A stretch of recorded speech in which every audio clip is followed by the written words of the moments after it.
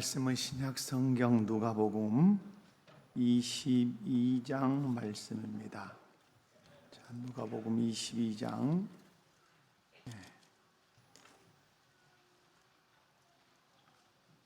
39절부터 46절까지 우리 함께 교독해 보겠습니다. 39절 제가 먼저 읽습니다. 예수께서 나가사 습관을 따라 감람산에 가시매 제자들도 따라갔더니 그곳에 이르러 그들에게 이르시되 유혹에 빠지지 않게 기도하라 하시고 그들을 떠나 돌 던질 만큼 가서 무릎을 꿇고 기도하여 이르시되 아버지여 만일 아버지의 뜻이거든 이 잔을 내게서 옮기시옵소서. 그러나 내 원대로 마시옵고 아버지의 원대로 되기를 원하나이다 하시니 천사가 하늘로부터 예수께 나타나 힘을 더하더라.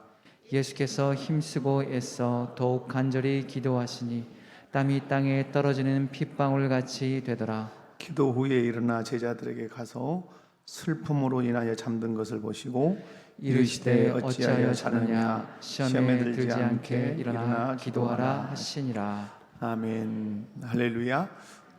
새롭네요. 오후 2시. 여러분, 신앙생활의 모든 본은 예수 그리스도로부터 찾아야 합니다. 무엇을 하든지 예수 그리스도의 그 모범됨을 통해서 우리의 신앙생활을 늘 점검해야 합니다. 그래서 예수 그리스도께서 보여주신 그 모범에서 멀어졌다면 그리스도께로 가까이 가게 하는 그런 신앙생활을 할 때 그것이 건강하고 바른 신앙이라 할 수 있겠습니다. 오늘 본문은 신학적으로도 많은 큰 의미를 담고 있지만 특별히 예수님께서 기도하시는 그 모습을 우리에게 보여주십니다. 예수님이 기도가 필요했을까? 필요가 없지요. 그분이 하나님이시기 때문에. 그럼에도 불구하고 기도하시는 것은 인간의 몸을 입고 오신 하나님의 아들로서 기도하신 것입니다. 그러므로 사람의 몸을 입은 피조물인 인간은 반드시 예수님처럼 기도해야 할 필요가 있겠지요. 그래서 예수님의 그 기도의 모습을 한번 살펴보면서 우리의 기도의 모습도 한번 점검하는 그런 시간이 되었으면 좋겠습니다. 특별히 오늘 본문 말씀, 오늘 또 2부에 또 신앙 경연대회도 있기 때문에 적용을 하는 데 중심으로 말씀을 살펴보려고 합니다. 41절 보면 예수님께서 이제 제자들에게 유혹에 빠지지 않게 기도해라 이렇게 말씀합니다. 41절 그들을 떠나 돌 던질 만큼 가서 무릎을 꿇고 기도했다. 자, 그들을 떠나셨습니다. 자, 그들을 떠나. 여러분, 예수님께서 기도하시기 위해서 제자들을 떠나셨지요. 떠나신 이유는 뭡니까? 홀로 하나님과 대면하고 싶었기 때문에 그렇습니다. 늘 함께 하시다가 떠나신다마 제자의 무리를 떠나신 이유는 기도를 통해서 하나님과 독대하고 또 하나님과 대면하고 싶었기 때문에 그렇습니다. 기도하려면 우리가 떠나야 할 것들이 참 많습니다. 여러분, 제가 지금 우리 교회 지금 새벽 기도 상황을 여러분에게 말씀을 드리면 50명 정도 나옵니다. 50명. 여기서 제가 한번 손 한번 들어봅시다 그러면 참 부끄러울 수 있어요. 제가 누구 손들어 갈 것 같아요 하면 중직자 손들어 가겠죠. 장모님들, 안수 집사님들, 권사님들 손들어 그러겠죠. 네, 여러분 각자의 형편이 있겠죠. 그런데 여러분 기도하는데 방해가 되는 것이 뭡니까?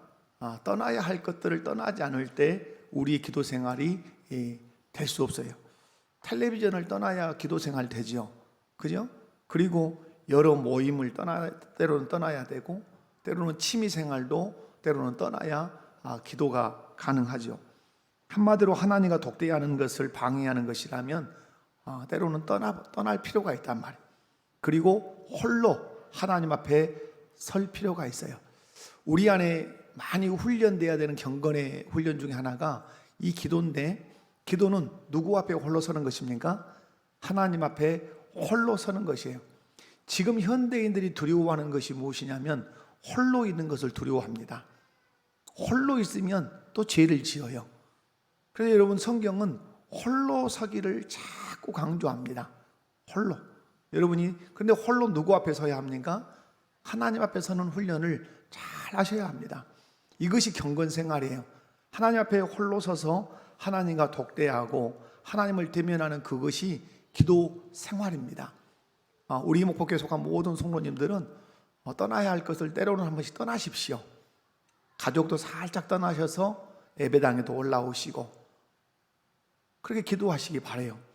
제가 엊그제 다른 교회 장로님이 어떤 목사님하고 식사 좀 하자 그래서 식사 초대를 받고 식사했어요. 만나서 참 좋은 것이 뭐냐면 신앙의 그 경건을 이렇게 나로 교제로 나눈다는 것이에요. 그 장로님이 자기 옛날에 이제 원로 목사님이셨는데 지금 돌아가셨습니다. 그분이 이제 이렇게 휴가를 가실 때 따라갔대요. 따라갔는데 이제 이 목사님이 휴가를 하시면 꼭 한 달을 이렇게 하신대요. 한 달.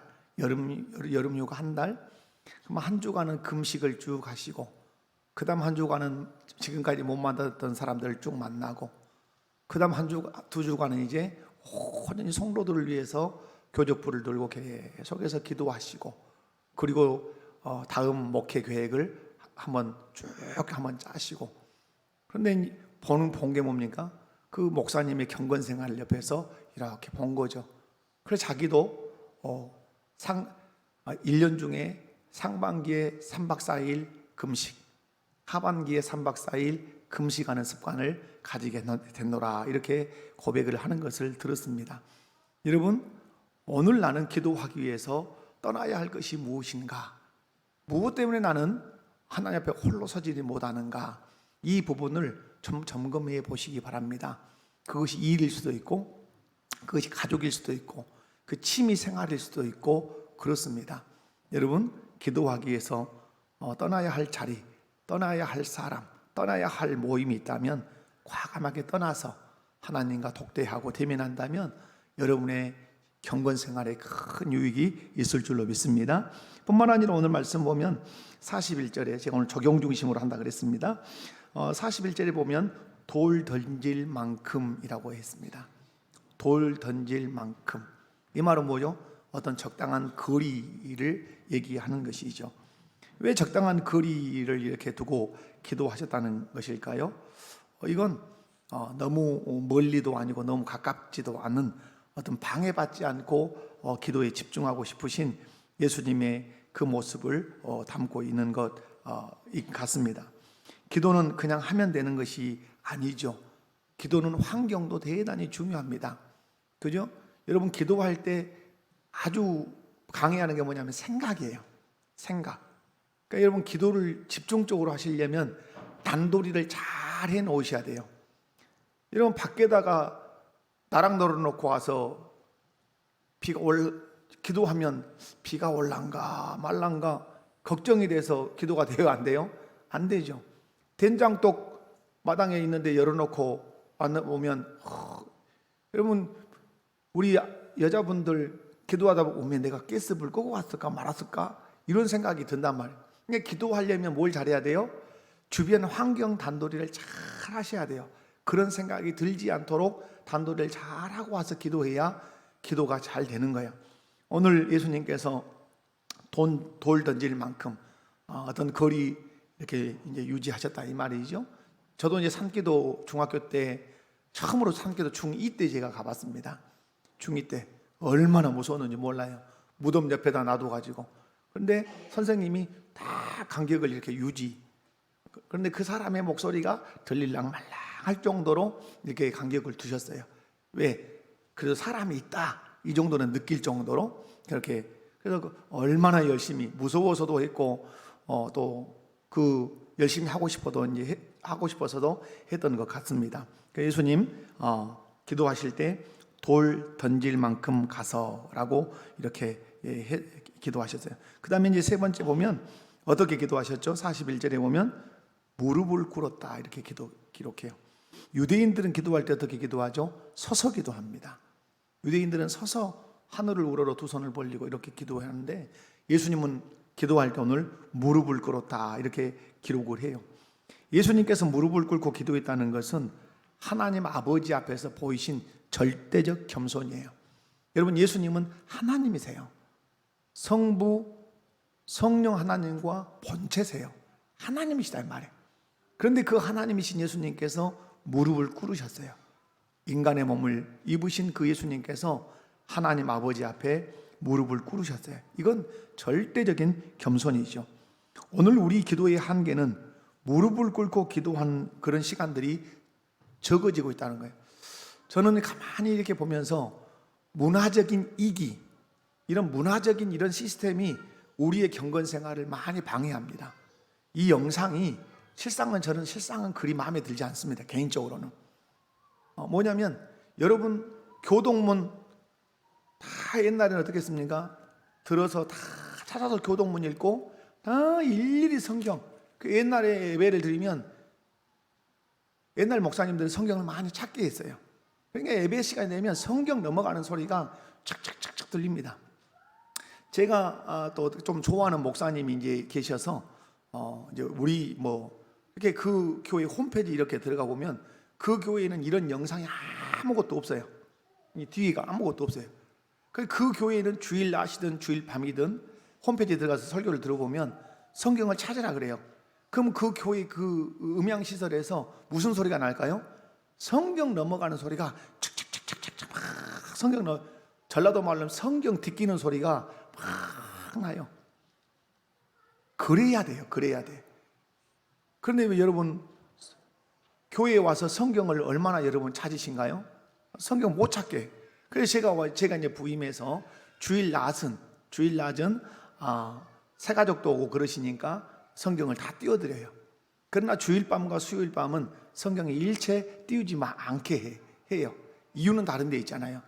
성경은 왜 주신 거죠? 찾아서 읽으라고 주신 거예요. 여러분, 성경이 어디가 있는지, 디도서가 어디가 있는지, 아모스가 어디가 있는지 이게 알아야 되잖아요. 그런데 점점 그렇지 않는단 말이에요. 여러분, 제가 왜 이 말을 들으냐면 우리의 신앙의 그 경건이 너무 디지털화 되니까 안 좋단 말이에요. 여러분, 이 의자가 있기 때문에 여러분의 기도가 뭐가 안 되냐면 무릎을 꿇고 기도하는 것이 안 돼요. 아따, 목사님 꼭 무릎 꿇어야 기도다, 이렇게 말씀하는 분들이 있어요. 제가 완전히 부정하지는 않아요. 보통 이렇게 말하죠. 의자에 앉더라도 어떤 무릎을 꿇으면 된다. 마음의 무릎을 꿇으면 된다. 여러분, 마음의 무릎이 잘 꿇어지십니까? 여러분, 무슨 말이냐면 내용이 중요하지 무슨 형식이 중요하냐 이 말이에요. 지금 이 시대가 포스트 모더니즘의 사상으로 지배된 그런 우리가 시대를 살아요.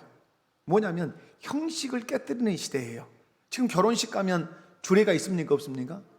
젊은 친구들이 주례가 막 없어요. 근데 여러분, 성경을 들여다보면 성경에서 그런 주례 같은 게 다 나온 거란 말이에요. 계속 형식을 깨뜨려요. 여러분, 형식을 깨뜨리면 나중에 무엇도 깨뜨려질까요? 내용도 깨뜨려집니다. 형식이라고 하는 그릇 안에 내용이 담기게 돼 있어요. 그런데 그 내용을 담은 형식을 딱 깨뜨리면 그 내용까지 손상을 입게 돼 있습니다. 그러므로 여러분, 우리가 오늘 신앙생활하면서 무릎 꿇음이라고 하는 부분을 깊이 생각해 볼 필요가 있습니다. 오늘 우리가 놓치지 않아야 될 것은 내용을 중시한다면 무엇도 중요시 여겨라, 형식도 중요시 여기라고 하는 것이에요. 여러분, 무릎을 꿇어보시면 어떻습니까? 내가 하나님 앞에 기도해야 되겠다 하고 의자에 앉아 있다가 이 앞에 방석을 놔두고 딱 무릎을 꿇어봐요. 마음이 어떨까요? 마음이 달라집니다. 의자에 앉으면 탁 기댔다가 꼬았다가 다리 꼬았다가 별 요동을 치지만 방석 깔아놓고 무릎을 딱 꿇으면 마음부터가 딱 달라져요. 이걸 어떻게 알 수 있냐면 여러분이 어렸을 때 아버지가 여러분을 부를 때 딱 불러서 앞에 무릎 좀 꿇고 앉아봐라, 이렇게 하면 어때요? 그냥 앉으라가 아니라 무릎 꿇어봐라, 이렇게 하면 어떠죠? 마음이 확 달라진단 말이에요. 오늘 우리 안에 크게 놓치는 것이 이런 문화적인 이기예요. 좋은 시설들이 우리의 신앙생활을 태보하게 만든다는 거죠. 그러므로 여러분이 스스로 하셔야 돼요. 무엇을? 무릎 꿇는 기도를.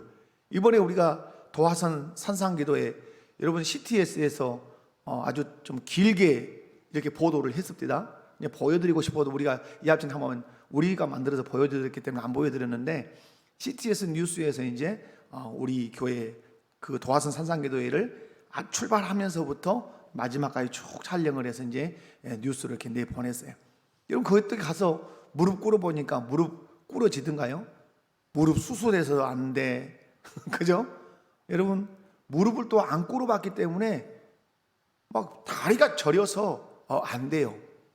그건 뭐냐면 경건의 훈련이 안 됐다는 말이에요. 그런 의미에서 여러분 스스로가 하나님 앞에 무릎을 꿇는 시간들을 좀 가져보실 필요가 있어요. 무릎 꿇어보면, 딱 하나님 무릎 꿇으면 마음 자세가 달라져요. 그런데 오늘 예수님께서 어떻게 하셨습니까? 무릎을 꿇고 기도했어요. 이건 겸손일 뿐만 아니라 하나님 앞에 그 마음가짐 또 간절함을 표현하고 있는 것을 오늘 말씀을 통해서 볼 수가 있어요. 그러시면서 오늘 42절에 이렇게 말씀해요. 무릎을 꿇고 이제 기도합니다. 42절에 이르시되 아버지여 만일 아버지의 뜻이거든. 자, 여기서 우리가 알 수 있는 건 뭐죠? 기도의 대상을 너무 분명하게 하고 있어요. 여러분 신앙생활하면서 무엇을 잘하시는, 주어를 분명하게 하셔야 합니다. 찬양을 인도하는 분들이 찬양을 고를 때 잘 골라야 되는 게 뭐죠? 주어가 분명한 찬양을 골라야 합니다. 하나님인가, 예수님인가, 성령님인가, 주어가 분명해야 돼요. 마찬가지로 우리가 신앙생활을 할 때 주어가 분명해야 돼요. 창세기 1장이 그걸 쫙 설명을 해내죠. 마찬가지로 오늘 예수님께서 기도하실 때 정확하게 불러요. 아버지여 하고 불러요. 아버지여. 기도의 대상은 누구라는 거죠? 하나님 아버지라고 하는 사실이죠. 여러분은 기도할 때 어떻게 하십니까? 하나님 아버지 이렇게 기도하죠. 우리의 기도의 대상은 오직 누구밖에 안 계신다? 하나님 아버지밖에 안 계신다고 하는 사실이에요. 그래서 기도는 누구께 하는 겁니까? 아버지 하나님께 하는 것이에요. 그 아버지 하나님은 모든 것을 가지고 계신 분이에요. 전능하신 분이에요. 그 아버지 하나님께 이제 예수님이 기도해요. 우리도 누구께 기도해야 된다? 아버지 하나님께 기도해야 된다. 그러면서 어떻게 기도하죠? 오늘 42절에 보면 만일 아버지의 뜻이거든. 자, 여기서 아주 기도론에서는 중요하죠. 무엇을, 기도를 통해서 무엇을 찾고 있죠? 아버지의 뜻을 묻고 있어요. 자, 우리의 기도는 대부분 어떻습니까? 우리의 기도는 대부분 누구 뜻을 이루려고 하죠? 자기 뜻이에요. 역시 2시 예배는 안 돼요. 2시 예배는. 왜 2시 예배는 안 돼요? 다 자요.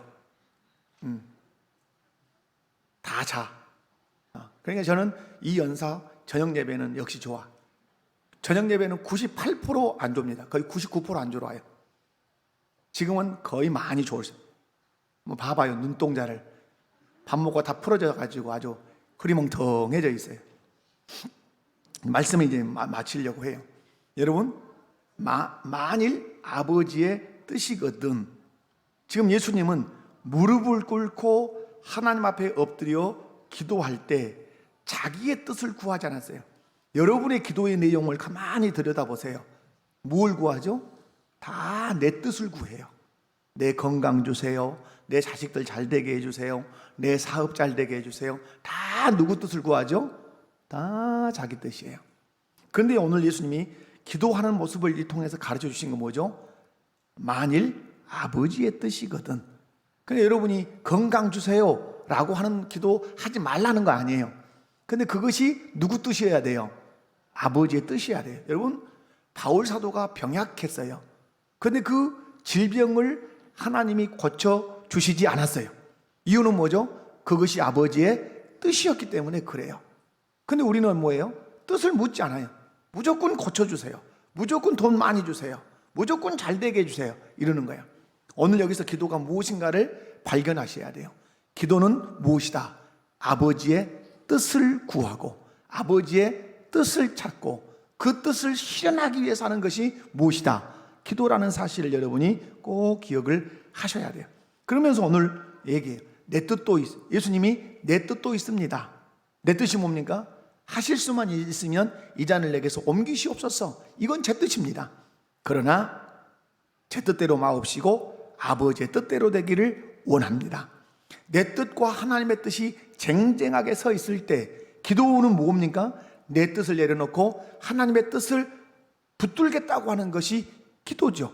근데 우리는 어떻게 하죠? 하나님의 뜻을 내려놓고 내 뜻을 이루려고 하는 이 욕심이 우리 안에 너무 많다는 사실이죠.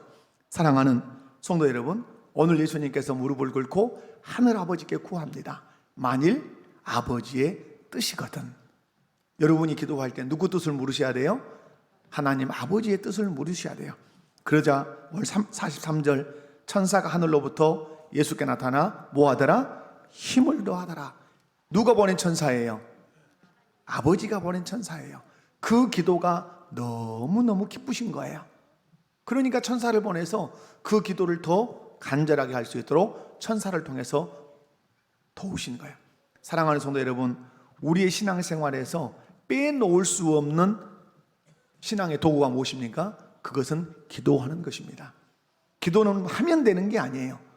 예수님께서 어떻게 기도하셨는가를 바라보고 예수님의 그 기도의 본을 쫓아서 기도하는 것이 바른 기도다 하는 사실을 기억하시고 여러분의 신앙생활에 승리가 있기를 주님의 이름으로 축원합니다. 기도하겠습니다. 아버지 감사합니다. 예수님께서 오늘 기도하는 모습을 우리에게 보여주셨습니다.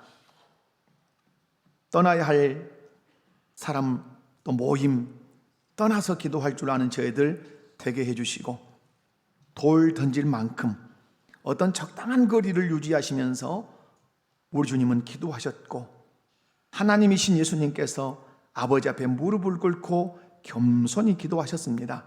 마가는 엎드려 기도했다고 그렇게 기록합니다. 하나님 앞에 겸손을 보이는 것이 무릎 꿇음입니다.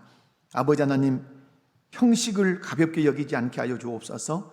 형식을 귀히 여겨야 그 형식 안에 담겨있는 내용도 지켜줄 수 있다는 사실을 우리가 잊지 않게 하시고 우리 성도들이 때때로 가족을 떠나서 예배당이든 산이든 올라가서 스스로 하나님과 독대하며 홀로 서서 기도할 줄 아는 경건한 신자들을 되게 해주시고 특별히 기도할 때 아버지의 뜻을 묻고 아버지의 뜻을 찾고 그 뜻을 이루기 위해서 기도하는 우리 모두가 되게 해주시기를 원합니다. 기도의 대상은 오직 하나님 아버지 한 분뿐이심을 잊지 않게 하옵소서. 아버지 하나님의 뜻에 합당하게 기도할 때 하나님께서 천사를 보내셔 예수님의 그 기도를 도왔던 것처럼 하나님의 뜻에 합당한 기도를 할 때 성령으로 우리를 도와주실 줄로 믿습니다. 이 경건 생활을 잘 유지하는 우리 모든 성도들 되게 해 주옵소서. 예수님의 이름으로 기도하옵나이다. 아멘.